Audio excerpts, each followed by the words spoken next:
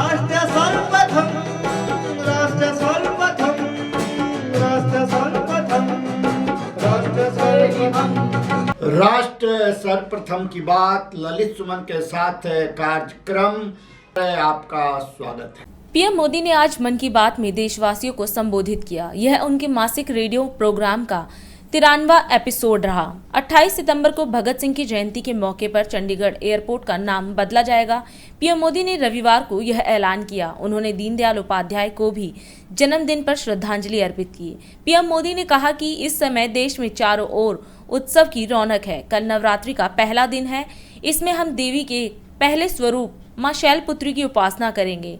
यहाँ से 9 दिनों का नियम, संयम और उपवास, फिर विजयदशमी का पर्व भी होगा। यानी एक तरह से देखें तो हम पाएंगे कि हमारे पर्वों में आस्था और आध्यात्मिकता के साथ साथ कितना गहरा संदेश भी छिपा है। मेरे प्यारे देशवासियों, आज 25 सितंबर को देश के प्रखर मानवतावादी चिंतक और महान सपूत दीनदयाल उपाध्याय जी का जन्मदिन मनाया जाता है। किसी भी देश के युवा जैसे जैसे अपनी पहचान और गौरव पर गर्व करते हैं, उन्हें अपने मौलिक विचार और दर्शन उतने ही आकर्षित करते हैं। दीनदयाल जी के विचारों की सबसे बड़ी खूबी यही रही है, उन्होंने अपने जीवन में विश्व की बड़ी बड़ी उथल पुथल को देखा था। वो विचारधाराओं के संघर्षों के साक्षी बने थे। इसलिए उन्होंने एकात्म मानव दर्शन और अंत्योदय का एक विचार देश के सामने रखा, जो पूरी तरह भारतीय था। दीनदयाल जी का एकात्म मानव दर्शन एक ऐसा विचार है जो विचारधारा के नाम पर द्वंद्व और दुराग्रह से मुक्ति दिलाता है। उन्होंने मानव मात्र को एक समान मानने वाले भारतीय दर्शन को फिर से दुनिया के सामने रखा। हमारे शास्त्रों में कहा गया है, आत्मवत् सर्वभूतेषु, अर्थात हम जीव मात्र को अपने समान माने, अपने जैसा व्यवहार करें। आधुनिक सामाजिक और राजनीतिक परिप्रेक्ष्य में भी भारतीय दर्शन कैसे दुनिया का मार्गदर्शन कर सकता है, ये दीनदयाल जी ने हमें सिखाया। एक तरह से आजादी के बाद देश में जो हीन भावना थी, उससे आजादी दिलाकर उन्होंने हमारी अपनी बौद्धिक चेतना को जागृत किया। वो कहते भी थे, हमारी आजादी तभी सार्थक हो सकती है जब वो हमारी संस्कृति और पहचान की अभिव्यक्ति करे। इसी विचार के आधार पर उन्होंने देश के विकास का विजन निर्मित किया था। दीनदयाल उपाध्याय जी कहते थे कि देश की प्रगति का पैमाना अंतिम पायदान पर मौजूद व्यक्ति होता है। आजादी के अमृत काल में हम दीनदयाल जी को जितना जानेंगे, उनसे जितना सीखेंगे, देश को उतना ही आगे लेकर जाने की हम सबको प्रेरणा मिलेगी। आज से 3 दिन बाद यानी 28 सितंबर को अमृत महोत्सव का एक विशेष दिन आ रहा है। इस दिन हम भारत माँ के वीर सपूत भगत सिंह जी की जयंती मनाएंगे। भगत सिंह जी की जयंती के ठीक पहले उन्हें श्रद्धांजलि स्वरूप एक महत्वपूर्ण निर्णय किया है। यह तय किया है कि चंडीगढ़ एयरपोर्ट का नाम अब शहीद भगत सिंह जी के नाम पर रखा जाएगा। इसकी लंबे समय से प्रतीक्षा की जा रही थी। मैं चंडीगढ़, पंजाब, हरियाणा और देश के सभी लोगों को इस निर्णय की बहुत बहुत बधाई देता हूँ। साथियों, हम अपने स्वतंत्रता सेनानियों से प्रेरणा लें, उनके आदर्शों पर चलते हुए उनके सपनों का भारत बनाएं। यही उनके प्रति हमारी श्रद्धांजलि होती है। शहीदों के स्मारक, उनके नाम पर स्थानों और संस्थानों के नाम हमें कर्तव्य के लिए प्रेरणा देते हैं। अभी कुछ दिन पहले ही देश ने कर्तव्य पथ पर नेताजी सुभाष चंद्र बोस की मूर्ति की स्थापना के जरिए भी ऐसा ही एक प्रयास किया है। और अब शहीद भगत सिंह के नाम से चंडीगढ़ एयरपोर्ट का नाम इस दिशा में एक और कदम है। मैं चाहूंगा अमृत महोत्सव में हम जिस तरह स्वतंत्रता सेनानियों से जुड़े विशेष अवसरों पर सेलिब्रेट कर रहे हैं, उसी तरह 28 सितंबर को भी हर युवा कुछ नया प्रयास अवश्य करें। हमारे देश में अमृत महोत्सव का जो अभियान चल रहा है, उन्हें हम पूरे मनोयोग से सेलिब्रेट करें, अपनी खुशियों को सबके साथ साझा करें। अपनी रोजमर्रा की जिंदगी में हम कुछ ऐसे साथियों को भी देखते हैं जो किसी ना किसी शारीरिक चुनौती से मुकाबला कर रहे हैं। बहुत से ऐसे भी लोग हैं जो या तो सुन नहीं पाते या बोलकर अपनी बात नहीं रख पाते। ऐसे साथियों के लिए सबसे बड़ा संबल होती है साइन लैंग्वेज। लेकिन भारत में बरसों से एक बड़ी दिक्कत ये थी कि साइन लैंग्वेज के लिए कोई स्पष्ट हाव भाव तय नहीं थे, स्टैंडर्ड्स नहीं थे। इन मुश्किलों को दूर करने के लिए ही वर्ष 2015 में Indian sign language research and training centre की स्थापना हुई थी। मुझे खुशी है कि ये संस्थान अब तक 10,000 वर्ड्स और एक्सप्रेशंस की डिक्शनरी तैयार कर चुका है। 2 दिन पहले यानी 23 सितंबर को साइन लैंग्वेज डे पर कई स्कूली पाठ्यक्रमों को भी साइन लैंग्वेज में लॉन्च किया गया है। साइन लैंग्वेज के तय स्टैंडर्ड को बनाए रखने के लिए राष्ट्रीय शिक्षा नीति में भी काफी बल दिया गया है। साइन लैंग्वेज की जो डिक्शनरी बनी है, उसके वीडियो बनाकर भी उनका निरंतर प्रसार किया जा रहा है। YouTube पर कई लोगों ने, कई संस्थानों ने इंडियन साइन लैंग्वेज में अपने चैनल शुरू कर दिए हैं। यानी 7-8 साल पहले साइन लैंग्वेज को लेकर जो अभियान देश में प्रारंभ हुआ था, अब उसका लाभ लाखों मेरे दिव्यांग भाई बहनों को होने लगा है। हरियाणा के रहने वाली पूजा जी तो इंडियन साइन लैंग्वेज से बहुत खुश हैं। पहले वो अपने बेटे से ही संवाद नहीं कर पाती थी, लेकिन 2018 में साइन लैंग्वेज की ट्रेनिंग लेने के बाद माँ बेटे दोनों का जीवन आसान हो गया है। पूजा जी के बेटे ने भी साइन लैंग्वेज सीखी और अपने स्कूल में उसने स्टोरी टेलिंग में प्राइज जीतकर भी दिखा दिया। इस समय देश में चारों ओर उत्सव की रौनक है। कल नवरात्रि का पहला दिन है। इसमें हम देवी के पहले स्वरूप मां शैलपुत्री की उपासना करेंगे। यहाँ से 9 दिनों का नियम, संयम और उपवास, फिर विजयादशमी का पर्व भी होगा। यानी एक तरह से देखें तो हम पाएंगे कि हमारे पर्वों में आस्था और आध्यात्मिकता के साथ साथ कितना गहरा संदेश भी छिपा है। अनुशासन और संयम से सिद्धि की प्राप्ति और उसके बाद विजय का पर्व, यही तो जीवन में किसी भी लक्ष्य को प्राप्त करने का मार्ग होता है। दशहरे के बाद धनतेरस और दिवाली का भी पर्व आने वाला है। साथियों, बीते वर्षों से हमारे त्योहारों के साथ देश का एक नया संकल्प भी जुड़ गया है। आप सब जानते हैं, ये संकल्प है वोकल फॉर लोकल का। अब हम त्योहारों की खुशी में अपने लोकल कारीगरों को, शिल्पकारों को और व्यापारियों को भी शामिल करते हैं। आने वाले 2 अक्टूबर को बापू की जयंती के मौके पर हमें इस अभियान को और तेज करने का संकल्प लेना है। खादी, हैंडलूम, हैंडीक्राफ्ट, ये सारे प्रोडक्ट के साथ साथ लोकल सामान जरूर खरीदें। आखिर इस त्योहार का सही आनंद भी तब है जब हर कोई इस त्योहार का हिस्सा बने। अब मैं आज के लिए विदा लेता हूं। अगले महीने मन की बात में नए विषयों के साथ आपसे फिर मुलाकात होगी। धन्यवाद। नमस्कार। 25 सितंबर 2022 की तारीख को हमारा देश महान नेता पंडित दीनदयाल उपाध्याय की जयंती के रूप में मनाता है। दीनदयाल उपाध्याय को भारत में गरीब दलितों की आवाज भी कहा जाता था। उनका सपना था कि देश की हर जन कल्याणकारी योजना का लक्ष्य समाज के अंतिम व्यक्ति तक पहुंचाना है। समाज के अंतिम पायदान पर खड़े लोगों के लिए योजनाएं बननी चाहिए। देश के लिए दिए गए उनके योगदान के उपलक्ष्य में उनकी जयंती को अंत्योदय दिवस के रूप में मनाया जाता है। पंडित दीनदयाल उपाध्याय का जन्म 25 सितंबर 1916 को हुआ था। पिता का नाम भगवती प्रसाद उपाध्याय और माता का नाम राम प्यारी था। हालांकि जब वह 8 साल के ही थे तो उनकी माता पिता दोनों का ही निधन हो गया।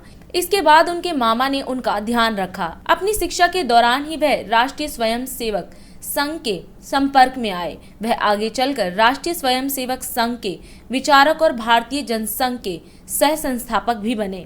पंडित दीनदयाल उपाध्याय की ओर से दिया गया एकात्मक भारत का विचार आज भी देश में काफी प्रासंगिक है।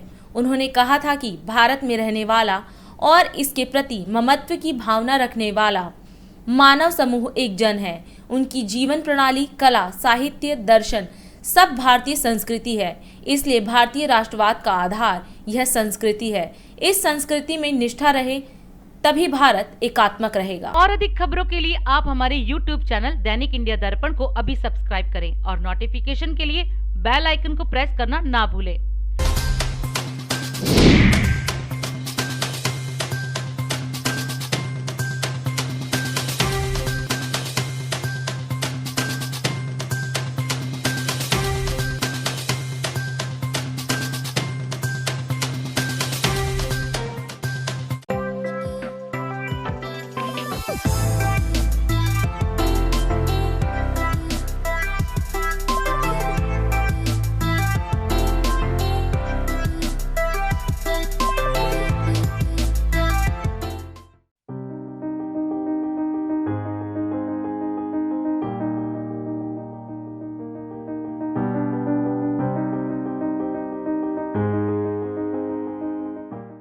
बीजेपी अध्यक्ष जेपी नड्डा संगठन के विस्तार के लिए केरल के 2 दिवसीय दौरे पर हैं। इस दौरान उन्होंने यहां कई कार्यक्रमों में हिस्सा लिया।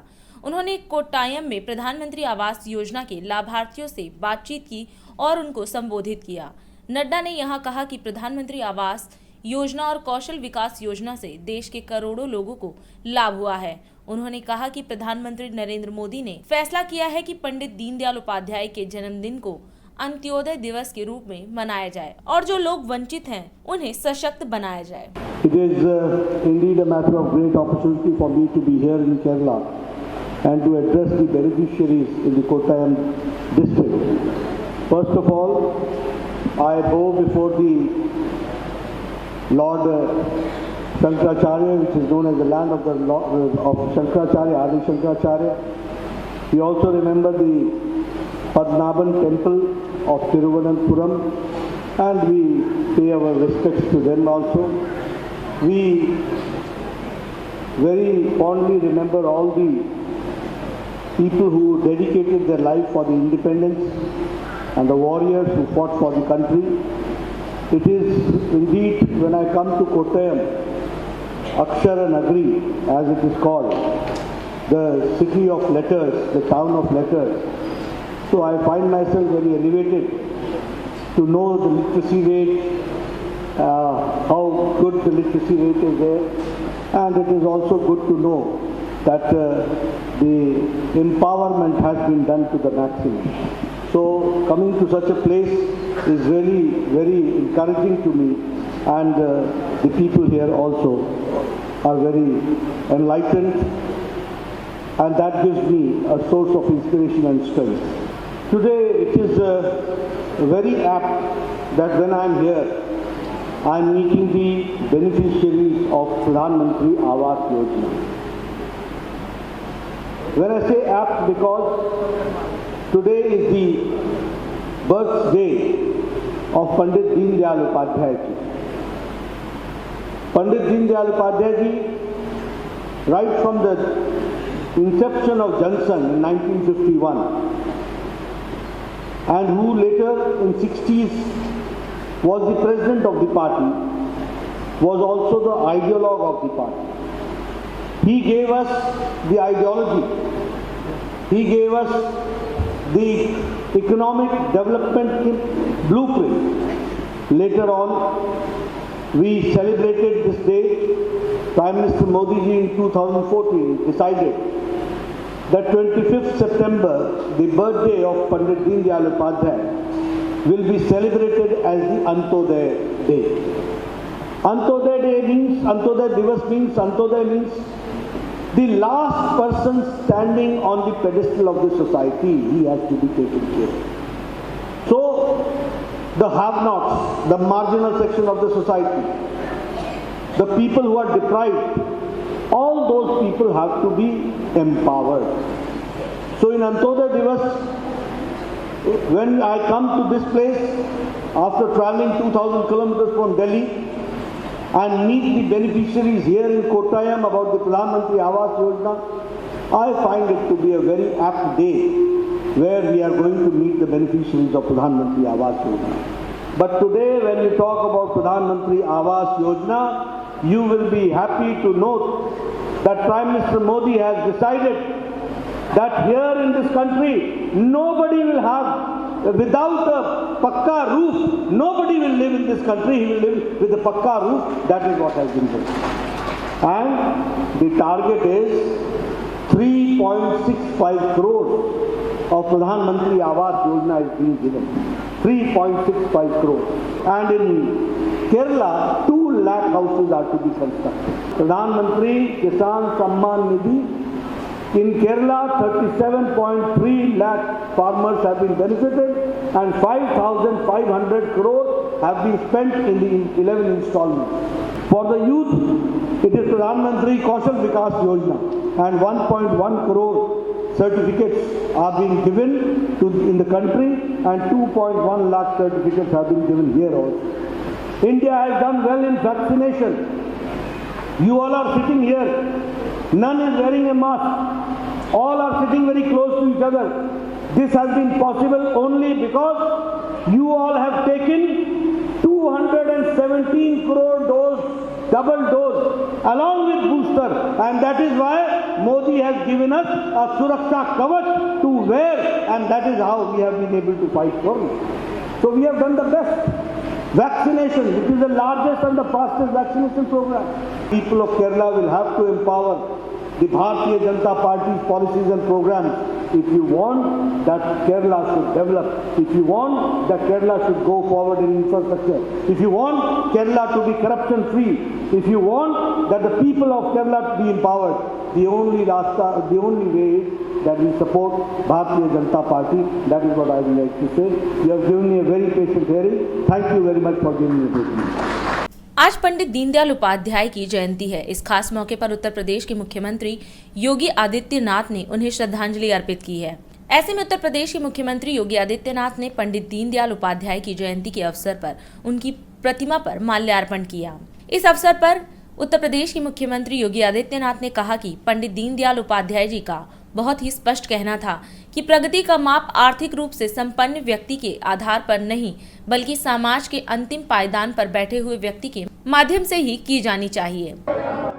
स्वतंत्र भारत में एकात्म मानव दर्शन के माध्यम से जीवन की वास्तविकता की ओर शासन का ध्यान आकर्षित करने वाले सदैव पंडित दीनदयाल उपाध्याय जी का आज पावन जन्मदिन है। मैं इस अवसर पर उत्तर प्रदेश शासन और उत्तर प्रदेश की जनता की ओर से भारत माता के इस महान सपूत को नमन करते हुए अपनी विनम्र श्रद्धांजलि अर्पित करता हूं। आज पूरा देश अंत्योदय के प्रणेता पंडित दीनदयाल उपाध्याय जी की पावन जयंती के कार्यक्रम के साथ उनका स्मरण करते हुए उस महामानव को अपनी विनम्र श्रद्धांजलि अर्पित कर रहा है। हम सब जानते हैं कि समाज के अंतिम पायदान पर बैठे हुए व्यक्ति के लिए पंडित जी ने आजादी के बाद के पहले दशक के अंदर जो दर्शन दिया वह आने वाले समय में सरकार की मार्गदर्शिका ही बन पाई। पंडित दीनदयाल उपाध्याय जी का बहुत स्पष्ट कहना था कि प्रगति का माप आर्थिक रूप से संपन्न या आगे की पंक्ति पर बैठे हुए व्यक्ति के आधार पर नहीं, बल्कि समाज के अंतिम पायदान पर बैठे हुए व्यक्ति के माध्यम से ही की जानी चाहिए। और इसके लिए उन्होंने अंत्योदय की बात कही। पंडित दीनदयाल उपाध्याय जी के सपने को साकार किया जब स्वतंत्र भारत में पहले कांग्रेसी प्रधानमंत्री से हट करके भारतीय जनता पार्टी की नेतृत्व की एनडीए की सरकार सदैव अटल बिहारी वाजपेयी जी के नेतृत्व में बनी। उस समय हर गरीब को राशन उपलब्ध करवाने के लिए अंत्योदय, अन्नपूर्णा और बीपीएल स्कीम के माध्यम से राशन की सुविधा और गरीब तक पहुंचाने का एक बृहद कार्यक्रम प्रारंभ हुआ। गांव-गांव में विकास की प्रक्रिया को आगे बढ़ाने के लिए प्रधानमंत्री ग्रामीण सड़क योजना और भारत के इंफ्रास्ट्रक्चर डेवलपमेंट के लिए स्वर्णिम चतुर्भुज जैसी परियोजनाओं को भारत ने अपने सामने साकार होते हुए देखा। और सचमुच पंडित दीनदयाल उपाध्याय जी और सदैव अटल बिहारी वाजपेयी जी के सपने को वास्तविक धरातल पर पहुंचाने का काम किया है आज के यशस्वी प्रधानमंत्री श्री नरेंद्र मोदी जी ने, जिन्होंने प्रधानमंत्री पद की शपथ लेने के साथ ही सबसे पहला जो मंत्र तैयार किया था, सबका साथ सबके विकास का। इस सबका साथ सबका विकास का यह मंत्र समग्र विकास की उस अवधारणा को प्रस्तुत करता है जिसमें हर जरूरतमंद को सिर ढकने के लिए छत मिलेगी। आजादी के बाद पहली बार 4 करोड़ परिवारों को बिजली के कनेक्शन मिल पाए। आजादी के बाद पहली बार देश के अंदर 2.5 करोड़ से अधिक परिवारों को प्रधानमंत्री आवास योजना का लाभ मिला। आजादी के बाद पहली बार 10 करोड़ गरीबों को शौचालय की सुविधा का लाभ मिल पाया। पहली बार कोरोना जैसी आपदा के समय 80 करोड़ लोगों को फ्री में राशन की सुविधा मिली, तो एक गरीब भी उपचार के भाव में नहीं मरेगा। आयुष्मान भारत जैसी योजनाओं के माध्यम से देश के 50 करोड़ लोगों को 5 लाख रुपए की सालाना स्वास्थ्य बीमा का कवर देने का काम भी अगर किसी ने किया तो प्रधानमंत्री मोदी जी के नेतृत्व में भारतीय जनता पार्टी की सरकार ने किया है। ये सब इसलिए साकार हुआ क्योंकि हमारे प्रणेता पंडित दीनदयाल उपाध्याय जी ने इस बात की प्रेरणा हमें दी। आज के इस अवसर पर मैं प्रदेश की जनता की ओर से, शासन की ओर से सदैव पंडित दीनदयाल उपाध्याय जी की इस पावन जयंती के अवसर पर समाज और राष्ट्र को दिए गए उनकी दृष्टि के लिए विनम्र स्मरण करते हुए, नमन करते हुए उन्हें अपनी श्रद्धांजलि देता हूं। मुख्यमंत्री शिवराज सिंह चौहान आज झबुआ के देवझिरी गांव में मुख्यमंत्री जन सेवा अभियान के तहत आयोजित कार्यक्रम में हिस्सा लिया। आयोजित कार्यक्रम को सीएम शिवराज ने संबोधित किया और कहा कि जिन गरीबों के पास रहने की जमीन नहीं है उन्हें मुख्यमंत्री आवासीय भू अधिकार योजना अंतर्गत पट्टा देकर भूखंड का मालिक बनाऊंगा। जिन बच्चों ने 12वीं की परीक्षा में 75% से ज्यादा अंक प्राप्त किए हैं, चाहे वह अनुसूचित जाति, जनजाति वर्ग, ओबीसी या सामान्य वर्ग के हों, मामा सबके खाते में 25,000। उन्होंने कहा कि मेरा आप सबसे निवेदन है कि भारतीय जनता पार्टी के प्रत्याशियों को अपना आशीर्वाद देकर भारी मतों से विजयी बनाएं। जो गलबा करेगा उसको मामा नहीं छोड़ेगा किसी भी कीमत पर। बोलो सही बात है कि नहीं? ये जनता का राशन खाने वाले, लोगों को परेशान करने वाले, ये मामा के राज में बचेंगे नहीं, सीधे जेलों में भेजूंगा, जेलों में जांच करवा के। मेरी सरकार है इसलिए कि हम जनता की जिंदगी बदले।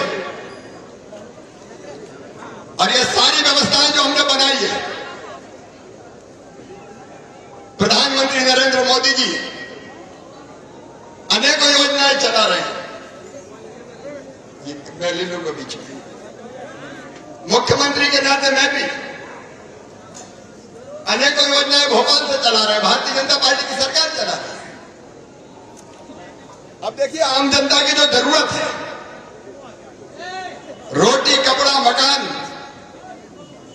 पढ़ाई, दवाई, रोजगार का इंतजाम, ये हमारी ड्यूटी है। और पहली चीज है राशन। हमने तय किया जितने गरीब हैं, अनुसूचित जनजाति, आदिवासी भाई बहन हैं, उनको अंत्योदय परिवारों को 35 किलो और बाकी परिवारों को 10 किलो, 5 किलो प्रधानमंत्री गरीब कल्याण योजना का, 5 किलो मुख्यमंत्री अन्नपूर्णा योजना का हम भेजते हैं। ये इसलिए भेजते हैं कि गरीब की थाली खाली नहीं रहनी चाहिए। यह अनाज कांग्रेस ने नहीं दिया कभी। ये राशन इसलिए कि गरीब को 2 समय का भोजन ठीक से मिले, गरीब की थाली खाली नहीं रहने दूंगा। ये पार्षद के हमारे उम्मीदवार खड़े, आपके वार्ड में शिविर लगेगा, अभी से काम पे लग जाओ। और जितने राशन वाले बचे, जिनके नाम गरीब और छूट गए, सबके नाम लिखवाओ। मामा के खजाने में गरीबों के खाने के लिए पैसे की कोई कमी नहीं है। दूसरी चीज है जरूरी, गरीब के पास मकान होना चाहिए। मेरे प्रिय बहनों और भाइयों, केवल झाबुआ के लिए नहीं करा, बाकी कई गांव के लिए भी करा। कई गरीब ऐसे हैं जिनके एक घर में कई सदस्य रह रहे हैं। तो सुनो झाबुआ वालों, चाहे गांव हो और चाहे शहर हो, एक परिवार का मतलब पति पत्नी और उसके बच्चे, अगर उनके पास रहने की जमीन का टुकड़ा नहीं है तो फ्री में जमीन का पट्टा देके मालिक बनाऊंगा, रहने की जमीन की व्यवस्था की जाएगी। ये कांग्रेस ने कभी नहीं की, भारतीय जनता पार्टी की सरकार करेगी। ये सर्वे भी कर लो। और इसके बाद प्रधानमंत्री आवास योजना के अंतर्गत अभी 84,000 मकान झाबुआ जिले के लिए स्वीकृत हुए। 21,000 पहली किस्त खाते में डाल चुके हैं। झाबुआ शहर में भी लगभग 1400 कुछ मकान हमने प्रधानमंत्री आवास योजना के बनाए। और सुनो मेरे झाबुआ के गरीब बहनों और भाइयों, मध्य प्रदेश की धरती पर कोई गरीब बिना छत के नहीं रहेगा। हर एक का छोटा लेकिन पक्का मकान बनवाया जाएगा। आज मुझे खुशी है कि बड़ी संख्या में बेटियां भी पढ़ रही है और बेटे भी पढ़ रहे हैं। अभी 30 तारीख के दिन जिन बच्चों ने 12वीं की परीक्षा में 75% से ज्यादा नंबर लाए हैं, चाहे वो अनुसूचित जनजाति, ट्राइबल बेटा बेटी हो, एससी हो, ओबीसी हो और चाहे सामान्य वर्ग के हो, मामा सबके खाते में 25,000 रुपया डलवा रहा है। आयुष्मान भारत योजना बनी, प्रधानमंत्री जी को धन्यवाद। कार्ड आयुष्मान बनाया जा रहा है। गरीब अगर बीमार हो जाए तो कहां जाए, मध्यम वर्ग की बीमार हो जाए तो, निम्न मध्यम वर्ग की बीमार हो जाए तो कहां जाए। और इसलिए आयुष्मान कार्ड पे 5 लाख रुपए तक का प्राइवेट अस्पताल का इलाज भी फ्री में करवा के दिया जाएगा, ताकि गरीब को भटकना ना पड़े। मेरे बहनों और भाइयों, जनता के कल्याण की अनेकों योजना है। अभी सीएम जन सेवा अभियान चल रहा है, जगह जगह शिविर लग रहे हैं। झाबुआ में भी मैं कह रहा हूं मेरी बहनों को, पार्षद को, भाइयों को, कौन कौन के कार्ड नहीं बने आयुष्मान, अभी से लिस्ट बनाओ सबकी, और लिस्ट बना के शिविर आपके वार्ड में लगेगा और वह सबके बनवाओ। कोई शेष नहीं रहना चाहिए। लाड़ी लक्ष्मी जैसी योजना, अभी 8 तारीख को लाड़ी लक्ष्मियों का कार्यक्रम करूंगा। तो वो कॉलेज में एडमिशन लेंगी तो 12,500 रुपया, डिग्री लेंगी तो फिर 12,500 रुपया, और मेडिकल इंजीनियरिंग कॉलेज में एडमिशन लेंगी तो भी मामा फीस भरवा के बेटियों को डॉक्टर इंजीनियर बनवाने का काम करेगा, ताकि बढ़ती रहे बेटियां और बढ़ती रहे बेटियां। और इसलिए आज मैं आपसे निवेदन करने आया, झाबुआ के मेरे बहनों और भाइयों, बेटे बेटियों, अपने शहर के विकास के लिए और इन योजनाओं को ठीक से लागू करने के लिए आप सब कमल के फूल की बटन दबाएं। भारतीय जनता पार्टी के 18 पार्षद है, 18 के 18 पार्षद भारतीय जनता पार्टी को जिताएं। और अधिक खबरों के लिए आप हमारे YouTube चैनल दैनिक इंडिया दर्पण को अभी सब्सक्राइब करें और नोटिफिकेशन के लिए बेल आइकन को प्रेस करना ना भूलें। दिल्ली के मुख्यमंत्री अरविंद केजरीवाल और पंजाब के मुख्यमंत्री भगवंत मान आज अहमदाबाद पहुंचे। अहमदाबाद में अरविंद केजरीवाल ने एक बार फिर तमाम गारंटी का ऐलान किया। केजरीवाल ने अस्थायी तौर पर काम करने वाले कर्मचारियों को संबोधित करते हुए भाजपा और कांग्रेस पर जमकर निशाना साधा और कहा कि गुजरात में आम आदमी पार्टी की सरकार बनते ही सभी कच्चे कर्मचारी पक्के किए जाएंगे। केजरीवाल ने कहा, पूरे देश में एक नैरेटिव है कि पक्के कर्मचारी काम नहीं करते। तमाम सरकारें सरकारी नौकरी खत्म करने में लगी हैं। अगर ऐसा है तो सबसे पहले आईएएस की नौकरी खत्म करो। सबसे ज्यादा पक्की नौकरी तो उनकी है।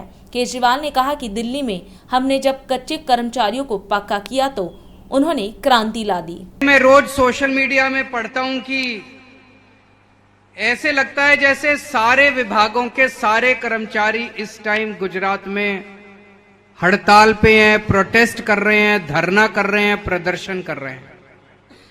आशा वर्कर प्रोटेस्ट कर रहे हैं, वीसी प्रोटेस्ट कर रहे हैं, पुलिस वाले प्रोटेस्ट कर रहे हैं, किसान प्रोटेस्ट कर रहे हैं, हेल्थ वर्कर प्रोटेस्ट कर रहे हैं, एक्स आर्मी वाले प्रोटेस्ट कर रहे हैं, टीचर प्रोटेस्ट कर रहे हैं, फॉरेस्ट गार्ड प्रोटेस्ट कर रहे हैं, जीआईएसएफ प्रोटेस्ट कर रहे हैं, mid day meal worker protest कर रहे हैं, कॉन्ट्रैक्चुअल और आउटसोर्सिंग वाले प्रोटेस्ट कर रहे हैं, गौशाला वाले प्रोटेस्ट कर रहे हैं, सब लोग प्रोटेस्ट कर रहे हैं।